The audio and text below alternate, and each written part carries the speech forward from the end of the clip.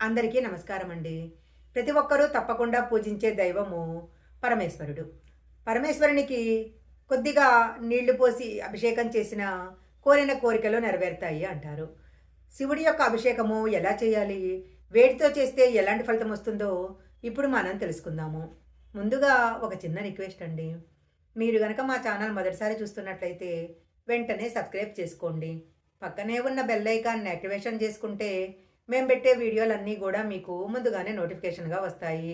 ఇక లేట్ చేయకుండా శివాభిషేకము ఎలా చేయాలి? శివాభిషేకం వలన ఎలాంటి ఫలితాలొస్తాయో ఇప్పుడు తెలుసుకుందాము. గరిక నీటితో శివాభిషేకం చేసినట్లయితే పోగొట్టుకున్న ధనాన్ని మళ్ళీ పొందుతారు. నువ్వుల నూనెతో అభిషేకం చేస్తే అపమృత్యు భయం నశిస్తుంది. ఆవు పాలతో అభిషేకం చేస్తే సర్వసుఖాలు లభిస్తాయి. పెరుగుతో అభిషేకం చేస్తే బలము, ఆరోగ్యము, యశస్సు లభిస్తాయి. ఆవు నెయ్యితో అభిషేకం చేస్తే ఐశ్వర్య ప్రాప్తి లభిస్తుంది. చెరుకు రసంతో అభిషేకం చేస్తే ధన వృద్ధి కలుగుతుంది. మెత్తని చక్కెరతో అభిషేకం చేస్తే భోగభాగ్యాలు లభిస్తాయి. తేనెతో అభిషేకం చేస్తే తేజో వృద్ధి కలుగుతుంది. పుష్పోదకంతో అభిషేకం చేస్తే భూలాభం కలుగుతుంది. కొబ్బరి నీటితో అభిషేకం చేస్తే సకల సంపదలు కలుగుతాయి. రుద్రాక్ష జలాభిషేకము సకల ఐశ్వర్యాలను ఇస్తుంది. భస్మాభిషేకంతో భస్మాభిషేకంతో మహాపాపాలు నశించిపోతాయి. గంధోదకంతో అభిషేకం చేస్తే సత్ప్రత ప్రాప్తి కలుగుతుంది. బంగారం నీటితో అభిషేకం చేస్తే ఘోరమైన దారిద్ర్యం కూడా నశించిపోతుంది.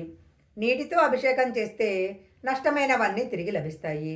అన్నంతో అభిషేకం చేస్తే అధికార ప్రాప్తి, మోక్షము, దీర్ఘాయువు లభిస్తుంది.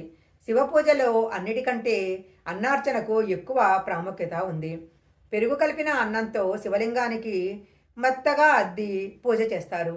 ఆ అద్దిన అన్నాన్ని అర్చన తర్వాత ప్రసాదంగా పంచిపెడతారు. చూడటానికి ఈ అన్నాభిషేకము చాలా బాగుంటుంది. ద్రాక్షారసంతో అభిషేకం చేస్తే ప్రతి పనిలో కూడా విజయం లభిస్తుంది. ఖర్జూర రసంతో అభిషేకం చేస్తే శత్రుహాని పోతుంది. నేరేడు పండ్ల రసంతో అభిషేకం చేస్తే వైరాగ్య సిద్ధి లభిస్తుంది. కస్తూరి కలిపిన నీటితో అభిషేకం చేస్తే చక్రవర్తిత్వం లభిస్తుంది.